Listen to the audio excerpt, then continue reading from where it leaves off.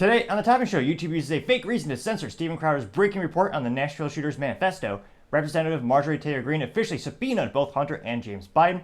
Ramaswamy Stop World War III campaign video goes viral. Just Stop Oil terrorists attempted to destroy a work of art from 1651. Mainstream media attacks Steven Crowder for revealing the truth about the Nashville shooter.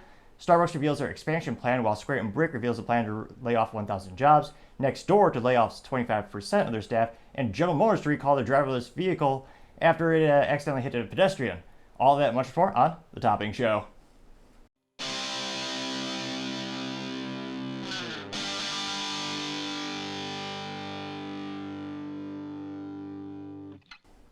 Thank you everyone for taking the time to tune in today. Today's episode of Topping Show is sponsored by Topping Technologies. Topping Technologies is an IT value-added reseller and services company with a special proficiency in IT security. Heck, I see their founder at least twice a day. Gotta say he's quite handsome and brilliant. He's me, you see, that's the joke. If you're an IT leader or a business owner and need a little assistance, you can reach the team at sales@toppingtechnologies.com. Also trying to get to 4,000 subscribers by the end of November, so if you could click that button down there, I would greatly appreciate it. Now going over to the business part of the podcast, you have Starbucks expansion plan is revealed. They want 17,000 more stores by 2030 and to cut costs by around $3 billion. Now, it looks like this announcement marks the latest stage of the company's broader quote-unquote reinvention strategy, which was led by their former CEO and founder, Howard Schultz, who's fixed the company multiple times after he has a track record of coming in, builds it up, has a great plan, steps back, then do the board of directors ineptitudes and the new CEO's ineptitudes. It just kind of craters into the ground. So multiple times he's come back and he's successfully fixed the company, and they built it to the point where they're synonymous with coffee. If you could think of one fast place to buy a cup of coffee, or realistically a candy bar and a cup, but nevertheless people enjoy the taste, Starbucks is the largest, most successful chain, bar none.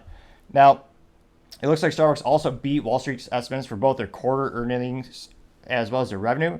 That helped send shares up 9.5%. This is thanks to CNBC report, specifically by gentleman, in this case, a gal or a lady by the name of Amelia Lucas. Now, it looks like they want to expand. It has this plan to expand to 35,000 locations outside North America by 2030. Now, Starbucks currently has about 20,200 international cafes as of October 1. In total, the coffee company aims to reach 55,000 locations globally by 2030, up from its current global count of 38,000. Which, interestingly enough, is the largest coffee place, but in terms of convenience stores, 7-Eleven actually has even more locations. Though, I don't think any people want to really correlate 7-Eleven with coffee, even though they have coffee nevertheless.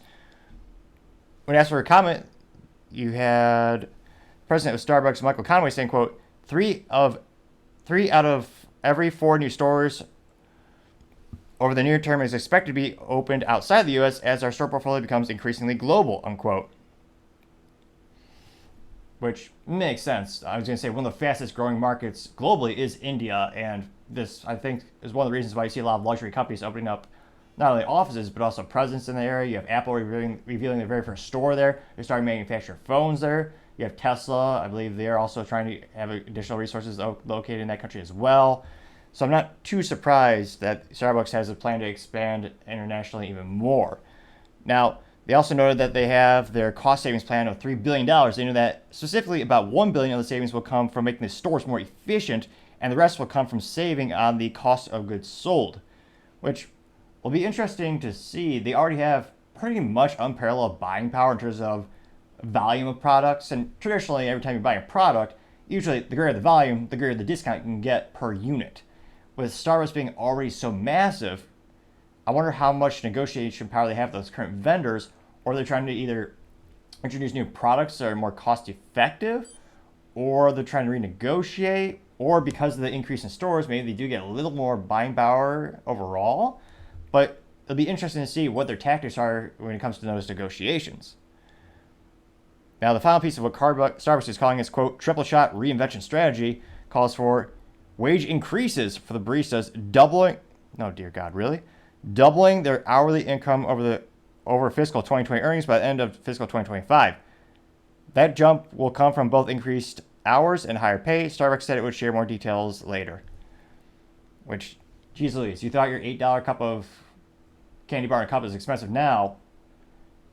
I can't imagine, because it's either going to shrink profit margins, which the shareholders aren't going to like, or it's going to raise the cost even more, which the consumers are not going to like. So it'll be interesting to see how that affects the menu next time you go there.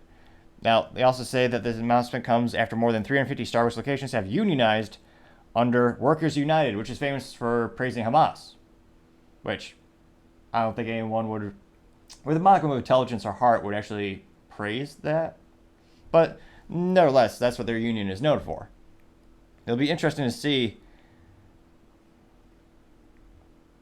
how much they're able to do in changes to make the stores more efficient and all those other variables coming together. Or if the unions just drive up the prices more and more and more. It'll be fascinating to see, but interesting enough, the shareholders think this is a good plan because it did, the stock did jump by 9.5%. And if you look at their overall stock lately, I'll just pull that up really quick. They're over $100 per share. They're doing pretty darn good. Over the past month, 12.54% the past month. Granted, the past 6 months, they're down 2.26%. Year to date, 3% up. 1 year, 13% up. Goodness gracious, 5 years, 52% up. As I always say with investing, hindsight's 2020. Who would have thought Starbucks would be a good buy at $68 per share? But of course, now it's up to $104 per share. Interesting enough, they pay dividends. So I was going to say that's a big driver for a lot of investors. So a lot of folks, that's going to probably even bring more investors. It'll be interesting. Let me know if you think this is going to be an overexpansion of the company. Because throughout the years, they have grown and shrunk the number of locations. Partially because they're cannibalizing sales, like some companies tend to do if they don't plan it appropriately. Let me know in the comments if this will help Starbucks be more successful in their coffee dominance. Or do you think this might be the demise, or realistically, because they're so big and successful already, not a demise to their death, but it'll be perhaps a speed bump in their growth. And it'll cause them to perhaps shrink temporarily. Be fascinated to hear what you have to say. Thank you everyone for taking the time to tune in today. Again, we're trying to get to 4,000 subscribers by the end of November. So if you could click that button, I'd greatly appreciate it. Also, the comments are a great way to let me know how I can improve the channel and make the show better and better together. I appreciate your input and especially the harsh critique, because I say that is how you grow the most.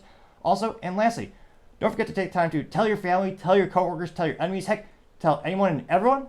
Just stay safe, fight the good fight,